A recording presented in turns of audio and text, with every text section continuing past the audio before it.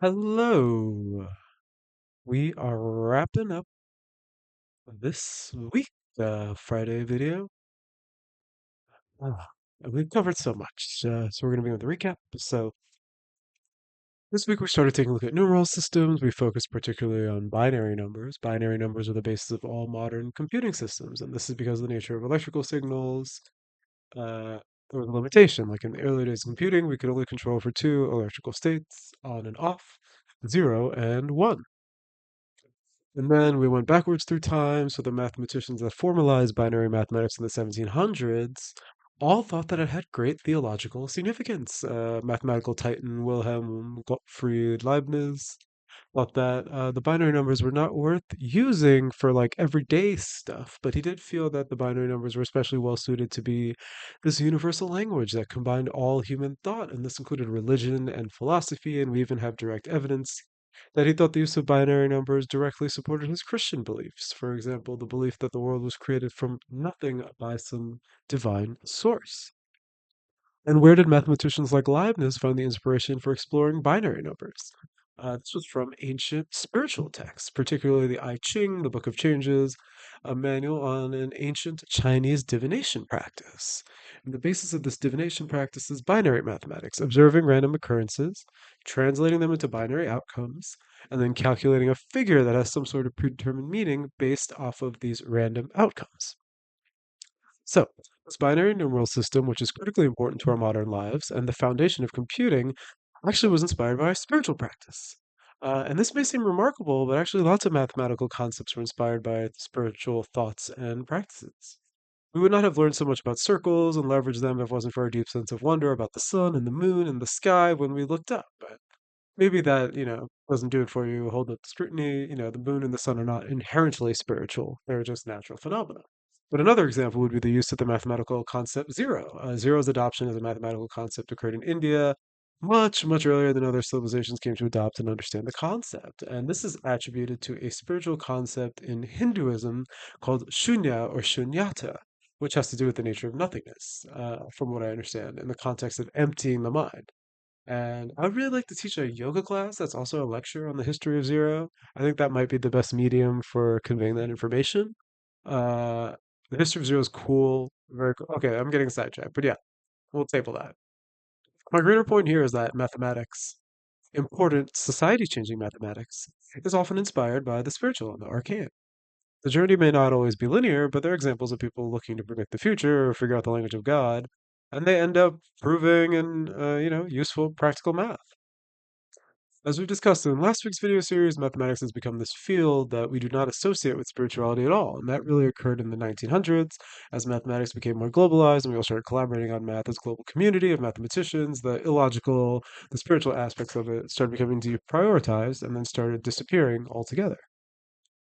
Something that we haven't discussed, though, is that in 1931, a mathematician made a discovery that is considered to be one of the most impressive and important discoveries in the history of all human knowledge. Austrian logician Kurt Gödel rocked the mathematical community and shook it to its core when he published his incompleteness theorems. So, a little background here. Going back as far as we can, mathematicians had assumed that they could use math to learn everything, meaning that they could logically deduce things based off of assumptions, and if mathematicians made a good enough framework, they found the best set of assumptions and applied the best logic based off of those assumptions, that they could prove anything within that framework. And a lot of the spiritualness, the hoo-ha of math, really comes from the pursuit of this ideal.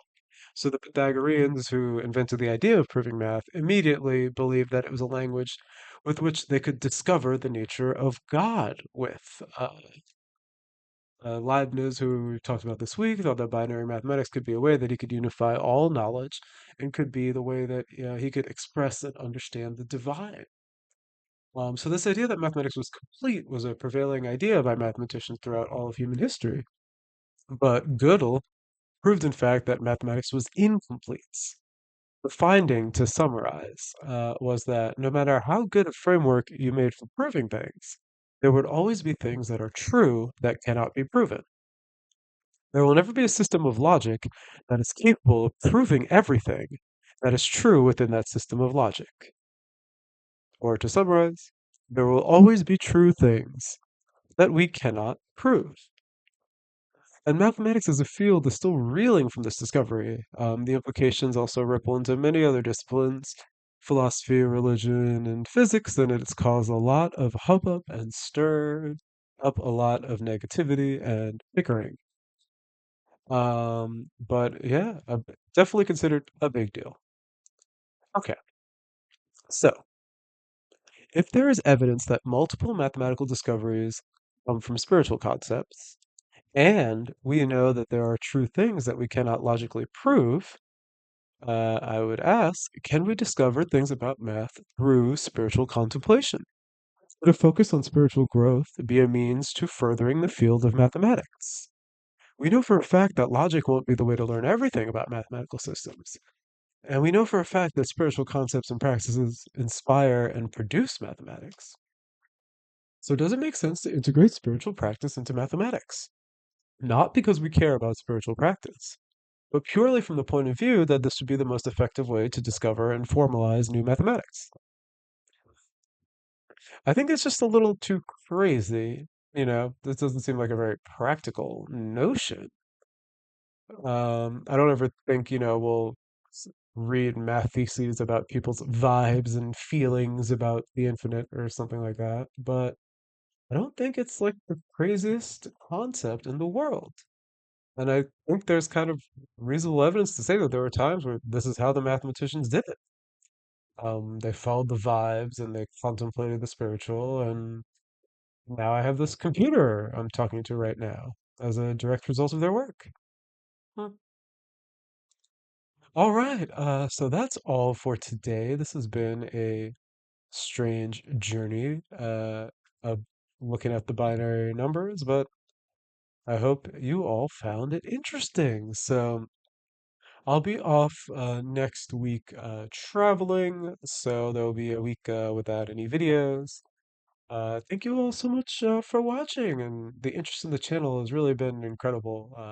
I genuinely can't believe it. So, yeah, thanks again, and let me know your thoughts on today's video, and I hope that you have a great weekend coming up. Bye.